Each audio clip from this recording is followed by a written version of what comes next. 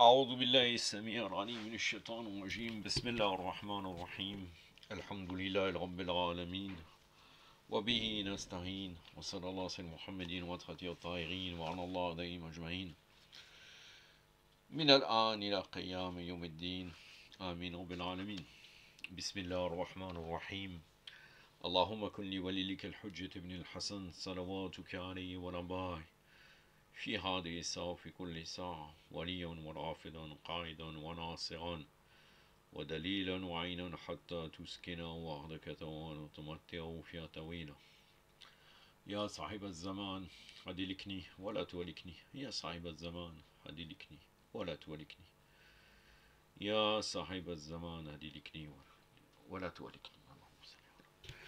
La suite des fondements pratiques, la quatrième partie. J'en aurai bientôt terminé, il me restera à peu près une voire deux parties maximum concernant les usul al-fiqh.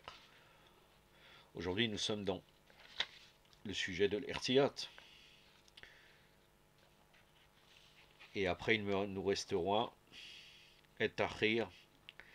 Et après, une autre éventuelle séance sur le Coran. Est-ce que le Coran extérieurement, au niveau de la langue, il est une preuve? Puisque là, il y a une différence entre les usulites et l'arbari. Même sur l'irtiyat, à la fin, on donnera la position des arbari, qui est très connue en réalité. J'en ai parlé maintes et maintes fois dans divers vidéos. Donc arbarit revient traditionnaliste et usulite les fondamentalistes, ceux qui utilisent les usul al-fiqh. Donc la précaution, les usulites ils définissent la précaution comme étant le fait de prévoir toutes les hypothèses du jugement ou d'éviter ces hypothèses si possible. Cela veut dire que si nous doutons sur l'obligation de deux dispositions de la conciliation est possible, par exemple si notre doute porte sur l'obligation de la prière du vendredi, au temps de l'absence du 12e imam, ça c'est très important puisqu'en fin de compte, on sait pertinemment qu'il y a des hadiths qui nous disent qu'il n'y a pas de prière du vendredi en non-présence de l'imam. Et donc il y a des divergences entre les ulama, quel est le statut de la prière du vendredi. Et si elle peut être remplacée par la prière de Dor, dans ce cas où il est possible de cumuler les deux, on se sert du principe de la précaution, puisqu'on n'est pas sûr. Donc là, la précaution voudrait qu'on fasse les deux. Donc le mukallaf cumulant les dispositions qui sont sa capacité et ses capacités et possibilités. Vous allez retrouver cette affirmation dans le livre de Murtada Mutahari à la page 46, que j'avais dit avant, c'était Ashna Baraulum al-Islami. Donc là, c'est le titre en persan, Regard sur les sciences islamiques, titre persan, Qawm. Donc ça c'est dans le chapitre des usul, chapitre des fondements, page 16.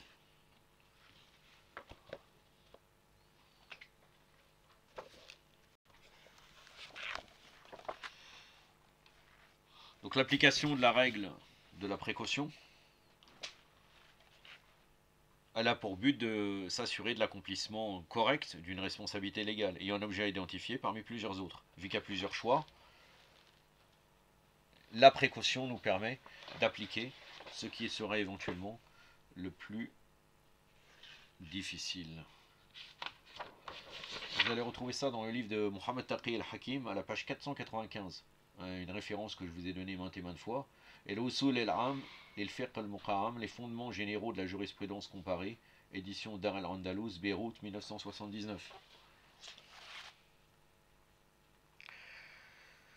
Donc quand il y a plusieurs jugements, le doute se divise dans ce cas en plusieurs doutes, en fonction du nombre des objets de la responsabilité. Chacun des objets peut être l'objet de la responsabilité, par conséquent il doit faire l'objet d'un doute, puisqu'on ne sait pas. Par exemple, le sujet responsable sait qu'il a l'obligation de récupérer l'une des prières quotidiennes, mais il doute au sujet de la prière qu'il doit récupérer. De laquelle de ces 5 prières quotidiennes s'agit-il? On est ici dans une situation où il existe une connaissance globale. La connaissance globale, c'est le fait qu'il doute, il est sûr qu'il lui manque une des 5 prières. L'obligation de récupérer une prière, mais l'obligation concerne un seul sur les 5 objets constituant les 5 prières quotidiennes. Il n'y en a qu'une seule sur ces 5. Sinon, on applique la règle du déliement. Donc là, El Bara, l'exemption, sur chacun des 5 objets, puisque chacun d'eux pris isolément est a priori un objet de doute. Le résultat qu'on obtiendra sera le déliement de tous les objets, c'est-à-dire on ne fera pas on ne rattrapera pas aucune salat. Ce qui va à l'encontre de la certitude établie sur laquelle l'un de ces objets est obligatoire, puisque là, on va perdre une salat d'une manière sûre. Il nous est donc impossible d'appliquer la règle du déliement et la prévention s'impose si on veut être assuré de l'accomplissement de la responsabilité légale, mais la prévention peut avoir plusieurs modalités, selon le cas envisagé. Par exemple, si les objets entre lesquels nous avons à choisir sont homologues, le sujet responsable peut remplir sa responsabilité en choisissant n'importe laquelle de ces objets. Si l'objet entre lesquels il faut choisir sont hétéroclites, donc il y en a plusieurs et c'est différent, le sujet responsable doit les prendre tous pour être assuré de l'accomplissement de sa responsabilité légale. Donc là, dans le sujet de la salat, il devra, comme il y a un doute, il y en a une des 5 qui sera éventuellement oubliée, il doit faire tous. Il doit rattraper tous. Donc, sauf Dor, Ras, Marlob et Laïcha. Dans ce cas, on doit choisir un nombre élevé d'objets et un nombre non élevé. Le sujet peut choisir un nombre non élevé car le doute portant sur le reste devient premier, non précédé d'une certitude, et par conséquent, il suit la règle du déliement. Là, c'est dans le cas, par exemple, si par exemple on se dit j'ai 6 mois de prière à rattraper, pour X ou Y raison, j'étais malade, enfin bon, malade, j'étais inconscient, Naoudoubillah, qu'Allah nous protège de ça, dans le coma pendant 6 mois, je dois rattraper, ou bon, 6 mois, ça fait beaucoup. Mais, par exemple, je n'ai pas appliqué tout de suite, au moment que je suis devenu Moukallaf, c'est-à-dire, je dois faire mon devoir légal, j'ai eu la puberté, et j'ai pas prié. Ça, il y en a plus, il y a plusieurs personnes comme cela, et il doute sur le nombre. Donc là, il va prendre le nombre le plus bas. Donc là, il utilise la règle de l'exemption. Dans le cas où les objets sont antithétiques, mutanaqed, donc là en contradiction. Mutanaqed, c'est la contradiction, ils sont contradictoires. Comme lorsqu'on hésite entre l'accomplissement ou l'abandon d'une responsabilité légale, l'application de la règle de prévention est impossible. La règle appliquée dans cette situation est la règle optative, tahrir.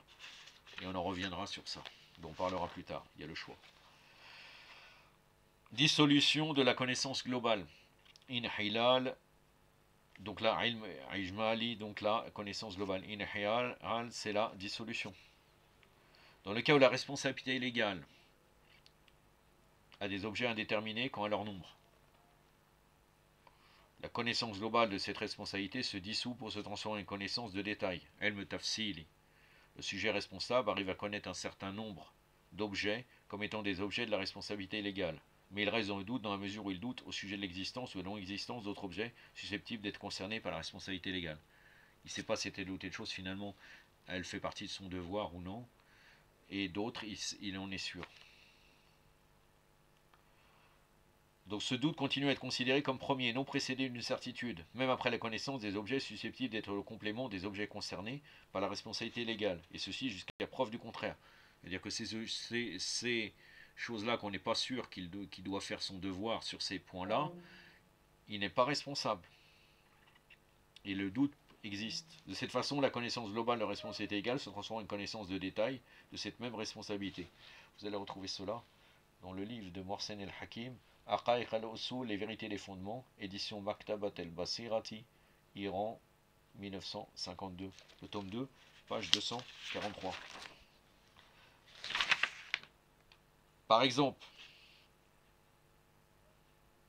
lorsque le mujtahid se met à déduire une qualification légale des textes de la loi, il sait d'une façon globale qu'il existe un certain nombre de textes en liaison avec l'objet de sa déduction. Si après la recherche qu'il effectue, il arrive à relever quelques-uns de ces textes, cela équivaut à décider de dire que sa connaissance globale s'est dissoute pour se transformer en une connaissance de détail, qui correspond au nombre des textes relevés. S'il a un doute au sujet de l'existence ou de l'inexistence d'autres textes qu'il n'aurait pas pu relever, il soumet ces textes à la règle du déliement, car son doute, intervenu après la recherche, est un doute premier. Par conséquent, il peut tirer sa conclusion des textes qu'il a pu trouver avec ce qu'il a, sinon il est exempté. Ça, c'est un jugement qui ne correspond pas à la position Arbari, puisque la position Arbari voudrait que, dans le cas du doute, on se dit éventuellement qu'il y a des textes qui existent. Et donc, à partir de là, on applique la précaution. On ne peut pas se permettre de faire un jugement.